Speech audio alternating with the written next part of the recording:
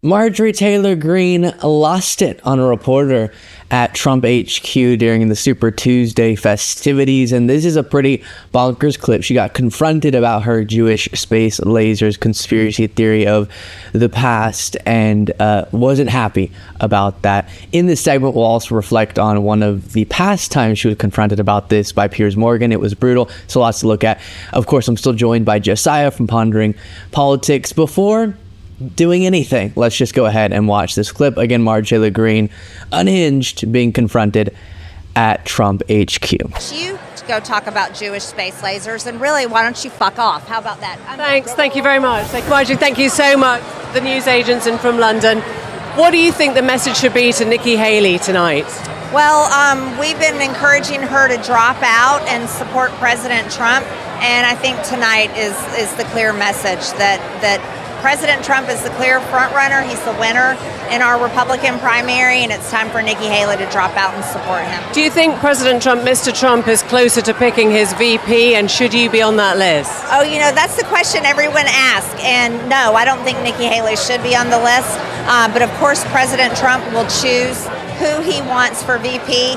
Would you like to be on that list? He's got a long list. I support President Trump in any way he'd ask me. But I can assure you it won't be Nikki Haley. And can you tell me why so many people that support Donald Trump love conspiracy theories, including yourself? He seems to attract lots of conspiracy theorists. Well, let me tell you, you're a conspiracy theorist, and the left and the media spreads more conspiracy theories. We like the truth. We like supporting our Constitution, our freedoms, and America first. So what about Jewish space lasers? Tell us about Jewish space lasers. No, why don't you go talk about Jewish space lasers, and really, why don't you fuck off? How about that? Thanks. Thank you very much. Thank you. Well, I've never had the pleasure of meeting the Marjorie Greene that you apparently know in Texas, but the Republican Congresswoman from Georgia is anything but that. Now, what's interesting is, though, I think this is the first time I've heard her drop the F-bomb, which is kind of surprising given that conspiracy theories leave her mouth casually, at a surprising rate. But the spicy language and conjunction, it is a particularly unhinged moment. And yeah, it's almost like she was psyching herself up for it, where, it wasn't like a visceral, immediate reaction. It was almost like she was annoyed, but she was like, listen, I'm in Trump headquarters. I've got to bring the fire and the fanaticism, and I've got to come up with a spicy response to the media. And so it seemed also inauthentic. Maybe I'm the only one who got that vibe, but Totally. I just very inauthentic. It looked like she was saying to the journalist something about, hey, why are you talking about Jewish spaces? And then goes, I could make a viral moment. And That's right. also, and she sort of doubles, F off. And it made it even worse. There's something human about, like you said, a visceral, I'm angry sort of F off sort of reaction, but a calculated sort of reaction like that to a journalist, it's not the Marjorie that I know and love. I'm kidding. Yikes. So this is not the only time she's been confronted, obviously, about her past conspiracy theories, and that one in particular. And what bothers me is she's doing this new thing. Initially, she would say something to the effect of, oh, those are all conspiracy theories, and I went down a rabbit hole, which she said on Fox News once. And we all go down social media rabbit holes sometimes. Not all of us. Not that deep down the rabbit hole.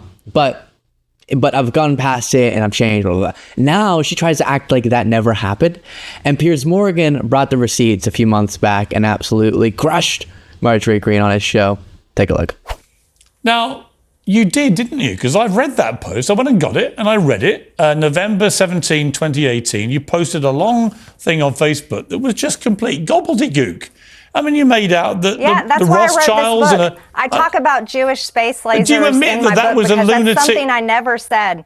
No, excuse me, Piers. I never said that phrase. That was a lie about me. If you read my original Facebook post, I never said, and that's why I had to write this book, because people like you and whoever that guy was, who sounds like one of the trolls in my social media, attacking me and calling me names when he's never met me. I'm not anti-Semitic at all. I support Israel, and I am outraged at Hamas attacking innocent Israeli citizens, women, Marjorie, children, slaughtering babies. I'm not calling you anything. I'm just saying that you did post this crazy post basically alleging that... The media lied about it, and that's why I wrote my book, Piers, because I'm setting the record straight. And I hope people order my book at mtgbook.com. It's a great read. People need to know exactly who I am, and what I really believe in. It's a very good plug for the book, but you did suggest in this post, which I've read very carefully, you did suggest that the California wildfires at the time had been started by PG&E in conjunction with the Rothschilds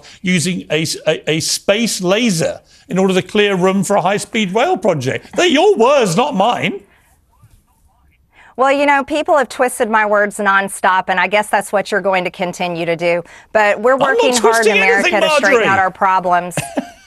You are. You're doing a great job of it, Piers, and that's what you and your colleagues do all the time. Marjorie, I don't handle it. I don't deal with it, and I cast it to the Marjorie, side. I have there's a lot of issues happening that we could talk about. I'm going to come to those.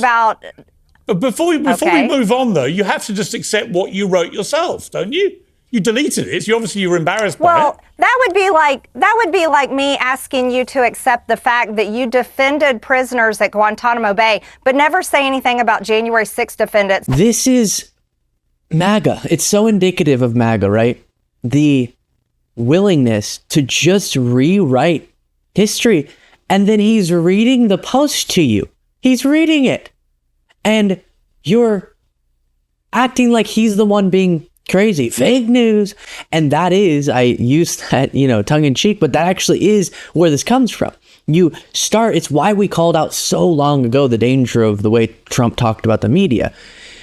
Are there fake stories? Are there inaccurate reported stories? Yes. But when you do that sort of broad strokes, fake news, anything that's bad about me is fake, then go deeper and deeper into that sort of rhetoric, you eventually get to these MAGA politicians can look reality right in the face and say, no, you don't exist. I refuse. And then the followers go, yeah, that's right.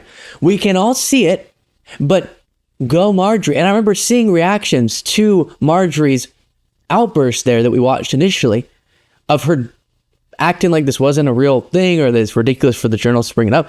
And the MAGA folks on social media are like, yes, Marjorie, get it. Don't let them spread that fake news about you. What? Yeah, so they've created a not only an echo chamber, but they've created an ecosystem in which revisionist history is not only encouraged, but rewarded, right? And so I remember vividly, because I covered it on my channel, that interview between Piers Morgan and Marjorie Taylor Greene. And it's so funny going back down memory lane, because she was there ostensibly to plug her book, which she allegedly wrote, which in and of itself is news because Marjorie Taylor Greene loves to burn books. I've never imagined her capable of being particularly capable of reading them. Book? That sounds like a conspiracy theory. Writing a book, that just is so surprising in and of itself.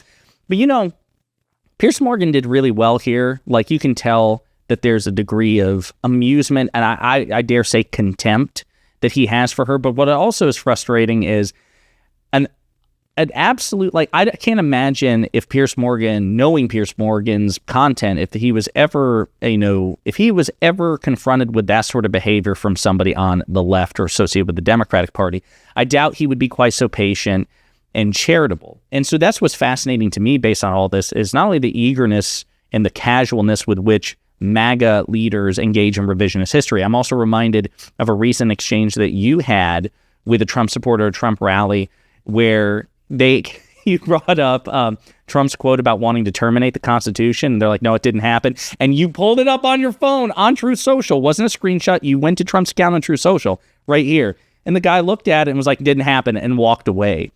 They've created an environment where that is rewarded. And that sort of conspiracism is impenetrable, and I don't think we're used to dealing with it. But also, you have to remember that Marjorie Taylor Greene isn't just a MAGA cultist. She is a sitting Republican congressperson. She has state authority vested in her office, which makes this even more damning. Not just her response to the press, not just the revisionist history, it's all of it together.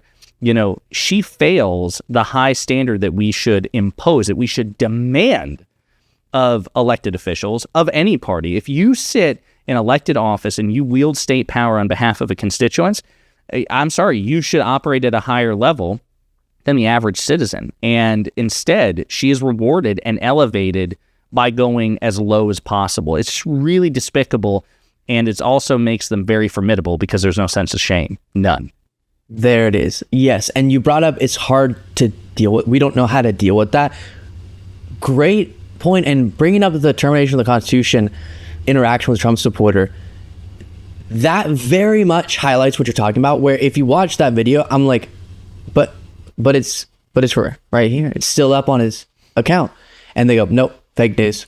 And then they walk away. And I'm like, I don't even know you win. I don't know what to do. I don't know. Do I have a good rebuttal? No, it's just, but yeah, it is. So then, it is. It's right here. No, you're fake news. Right. And so that's what makes, like you said, this movement formidable in a weird way. It shouldn't be. You create a situation where facts matter so little that you can invent your own reality. Somehow that makes your movement stronger in a really dangerous and strange way, and hopefully we can make it weaker by calling that out. But the other thing is, if you were wondering why bring this up over and over, that was years ago. Okay, it was crazy.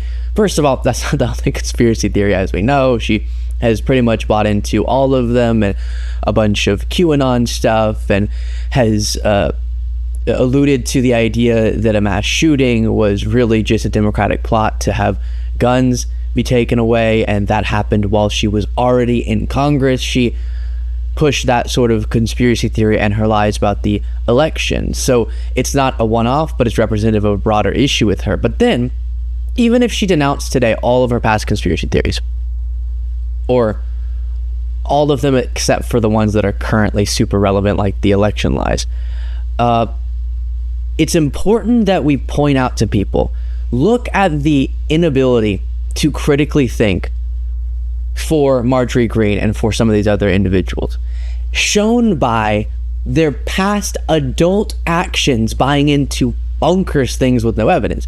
And so, true, she's not currently pushing that conspiracy theory, but the reason why it's good to point out that she previously bought into all these conspiracy theories is because it shows you, as an adult just a few years ago, she didn't have the critical thinking capacity, skills, faculties to be able to parse fact from fiction. So that should concern us, and it should make people go, look, if it's the same people buying into that stuff as the lies about the election, or about the lies about Biden's handling of the border, or any of these different things, then maybe they're the ones actually wrong on all these different fronts and conspiratorial on so many different fronts. Not they were really conspiratorial and then everything got fixed, and now they're the ones who know the truth that nobody else can find the evidence. Yeah, so it's a mentality that still pervades the MAGA movement, drives the MAGA movement, is the lifeblood of the MAGA movement. I submit to you, the MAGA movement could not exist without the conspiracism that Marjorie Taylor Greene embodies. And so it's good that people constantly challenge her on this. She's not challenged nearly enough on it, because if she goes on the Fox Propaganda Network and Newsmax and OAN, they don't ask her about this stuff. And listen, we should offer roads to redemption for people, including people like Marjorie Taylor Greene, but that would require humility and full accountability. That would require her to publicly apologize vociferously and vociferously disavow the MAGA movement, apologize to her constituents, apologize to the American people, and then aggressively take action in the opposite direction. A mere half-hearted apology, which I think sometimes she's gestured in that direction. Well, sorry about that. Yeah, that's not enough. She actually has to redeem herself in much the same way.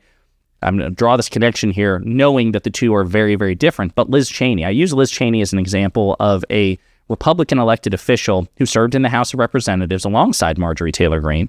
Obviously very different, but she was also a strident Trump supporter. She voted with Donald Trump 93% of the time when Trump was in office, and she agreed with many of Trump's policies. But when it became clear that she needed to distance herself from that iteration of the Republican Party, not only did she take accountability, she actively worked against that part of the party and tried to hold Donald Trump accountable. And so even though I'm not a big fan of Liz Cheney, I think her policies are terrible, I am at least pleased with how she has become a stateswoman, a statesperson, who puts country above party leader.